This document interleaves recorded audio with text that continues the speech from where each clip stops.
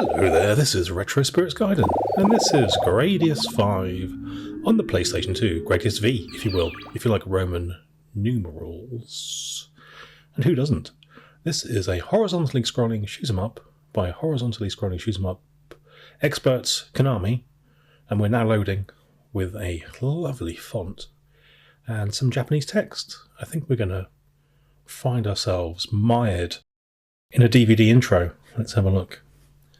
And, oh, technical guy's coming along. Hello, technical guy. Hello, I'd just like to say that before the PlayStation 2 made DVDs ubiquitous, this would have been a compressed to within an inch of its life MPEG-1 style video, but the power, infinite power of the PlayStation 2 makes this DVD possible. Well, thank you, technical guy.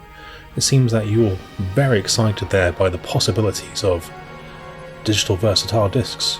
Indeed I am. It's saying step up over CD. Please don't question my authority. I won't, technical guy. I just made an observation. It's a bit touchy today, isn't he? Oof. Here we have a Vic Viper being released from a spaceship via claw mechanism. And it's jetting off to go and shoot the Independence Day fleet that's being released from a space donut. And everybody loves a space donut, do they not? Oh, an interstellar Taurus. Oh, yeah, we love them. These robots are very boxy. They don't look like that in the game, do they? We've released some missiles into their faces. Actually, their legs. I've misidentified legs and faces. And here we have some space spheres with eyeballs in them, and we're going to shoot this space donut right where it doesn't want it. We're going to use our laser beams. We're going to lock on and shoot him right in his aperture. Let's call it an aperture to avoid any sort of worrisome language. And here's the title screen with the Roman numerals. Ah, beautiful. I believe Treasure developed this game for KONAMI, and Treasure are made up of ex-KONAMI employees. So KONAMI have subcontracted this to employees that were once under contract with KONAMI. There's some crazy tautology there. My brain is blown. Right, we have 4 bunches of weapons to select, and we've picked Type 2. Now, this is very much a Gradius game in terms of its power-up structure, but it's also very much a Treasure game in its execution and difficulty. So let's have a look at what we've got here. We've got 3D backgrounds rendered in polygons, and they have textures applied.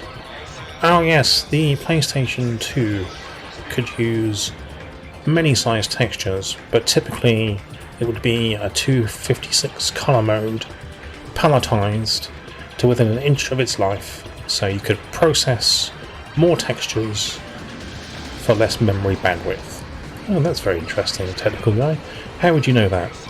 Well, back in the day I developed a PlayStation 2 game, and it wasn't very good. But I mean, I didn't design it. If I'd have designed it, it would have been the best game in the world. I see. And what type of game was it? It was motorbikes. Okay, that's enough of that. We have the Earth here in the background, which is mapped on the inside of a sphere of some description, or a cylinder. Look how the way the stars are warping around there as it moves around the screen. That's very odd. This game has a lot of voiceover all the way through it. It's like some sort of story. This is certainly a step up from Gradius 3 and 4. It's a good job they got Treasure involved with this, because it does give it new energy. I kind of like Gradius 5. The gameplay is Gradius. Well, the power-ups are Gradius, like I said, but the gameplay is sort of treasury, and I find that a bit difficult to get on with. Like, it's quite puzzly. There's lots of situations for you to navigate with your little spaceship. But what they have here, I demeaned the Vic Viper, didn't I, by saying little spaceship. But your cutesy little spaceship, oh, isn't he lovely? the Vic Viper has lasers and laser death coming out of it, which you can control on the shoulder trigger of the PlayStation 2 joypad. And the loadouts do something different with your options.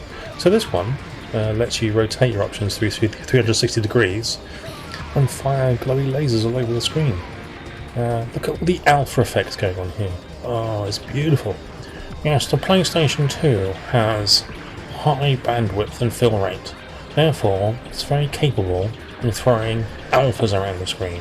Those alphas may be low resolution, but they are layered and many. Oh, that's very interesting technical information. Is it? Is it really? No. Well then I shall not talk anymore. Thank you, technical guy, but I'm sure you will be tempted to jump in later on. Here comes the space donut. Let's shoot it in the eyeball. Yeah, the power-up system is very much Gradius.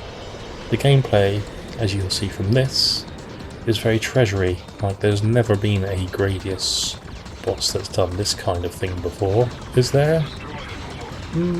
Potentially, sort of, but not quite to this degree. If you let this boss fight go on for longer, it starts to do some sort of rotations and things. It actually feels a bit like R-Type crossed with Gradius.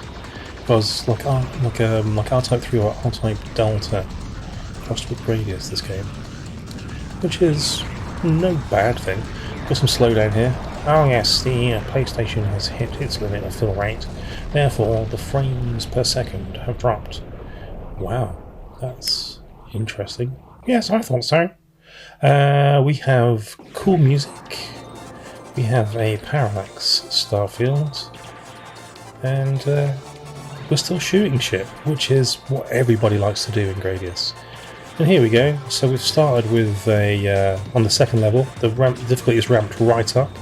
Got enemies coming on at multiple points on the screen for you to test your skills. Against.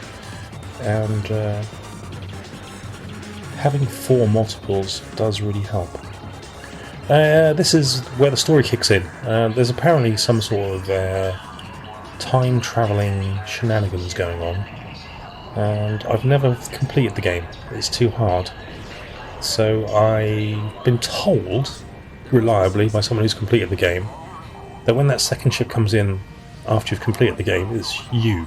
It's like recorded your gameplay or something. They could have been making that up just to tease me. Tease me, tease me, tease me, baby. I don't know why they would do that, or why I just sang that song. It's I might be drunk. But look at these flamey effects. Oh, it's beautiful. It's the PlayStation fill rate in your eyes. The music's gone a bit quieter here. That's fairly odd. I think that might be something to do with my video. I might have fucked up the sound there somehow. We'll fix that in the edit. But yeah, look, it's got like loads of overlays and a transparent tube. Oh, can you imagine a transparent tube? That's next gen. When you were playing your PlayStation 1, you dreamt of transparent tubes, and then the PlayStation 2 came along and it was like, transparent tubes, we can do that. And I'll tell you what else we can do. We can do blue lasers like you've never seen. Look at these bad boys. And you kind of go, yeah, this game looks really good. But is it great? Is this a great Gradius game? And you kind of go, yes it is, but it's a bit more like R-Type. And then people go, shut up, you don't know what you're talking about. This isn't R-Type, it's Gradius. And you kind of go, wow, it's a bit icky, isn't it? Isn't it a bit puzzly? Is it puzzly for Gradius? And then you get kind of shouted out at the internet, and then you kind of keep your opinion to yourself because you're not very popular. I might just have destroyed my own channel then, with my own, well, it's my own kind of evaluation of what I do here, and it wasn't glowing, was it? I could have given myself a glowing report, but I stuck the boot in quite a lot there, and yeah, that tells you. The PlayStation is doing a shift here. It's pumping out millions of polygons per second. The PlayStation can render up to 20 million polygons per second without textures. Those are light-sourced polygons. I've been reliably informed by a dude who wrote something in Retro Gamer to that effect. Oh, so you're now regurgitating things you've read in a magazine or Wikipedia. Are you a technical guy? Yes, I've been reduced to it because you've reached the end of your technical knowledge and we're the same person. Don't do that. You've just revealed that there's not two people talking in this video having a conversation about retro games. It's just me talking to myself. Yeah, it's slightly embarrassing, isn't it? No, but it is a bit weird. Right, you're in a gunky tunnel here, look. Shooting your normal Vulcan gun. Using your shoulder button to rotate your little orbs around. I was about to talk about the different formations you can have. There's one in here which is like Thundercross. So you can have your options, like the options of Thundercross, and pressing the shoulder button moves them up and down the screen. The best formation I find is the one I've got here, which is the Rotato option version, which you can fire at any angle you'd like. The other ones, there's one which rotates your options around you rapidly in a very tight formation. That's okay, but it only fires forward really, so it's a bit annoying with some loadouts. And what does the other one do?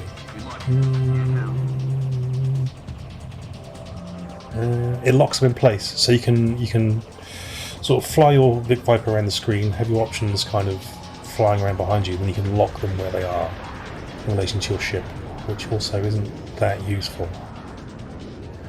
Look at all these things blending together. This is why I say it feels a bit like Ikaruga, because of this, these kind of background formations and things.